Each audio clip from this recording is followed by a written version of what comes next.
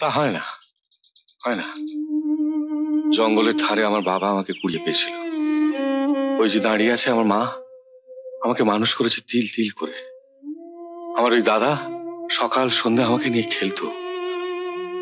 এ বাড়িতে আমরা ভাইয়ের মতো মানুষ হয়েছি।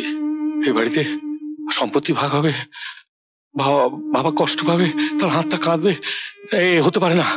না, কখনো না। আমি সম্পত্তি চাই না, আমি সবকিছু সুজনকে দিয়ে সুজনের জন্য। মাধবী, মাধবী চলো। সুরেন, আমিও তোর সঙ্গে যাব। তুই আমার কুড়িয়ে পাওয়া ছেলে, তোর সংসারে আমাকে ঠাঁই দে। হ্যাঁ চল।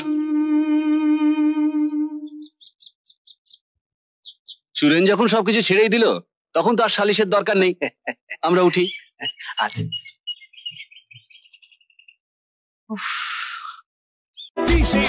শুনলাম গোসল তো দূরের কথা, মেয়েরা নাকি শীতকালে বিরাশি করে না।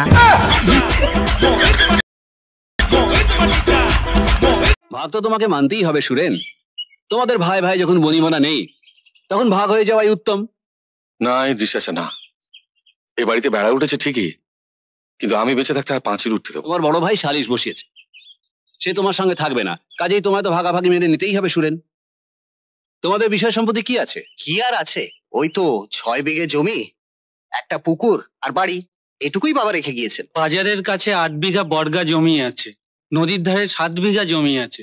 সেটা বলছো না কেন? না না, ওটা হিসাব না। ওকে তুমি বলো না, তুমি ওটা নিজে করেছো। হ্যাঁ মানে ওটা আমি নিজেই করেছি। কেন মিথ্যে বলছো? তোমার সাথে সুরেনও খেটে ওই জমিটা করেছে। ভাই হয়ে ভাইকে ঠকাতে চাও? না না, ও আমাকে ঠকাবে কেন? আমি ওসব চাই না। আমরা চাই, ওই গুন্ডাটার সঙ্গে আমরা থাকতে চাই না। ওরা মা ছেলে সুজনের বাবাকে পাগল করার আগে আমাদের সবকিছু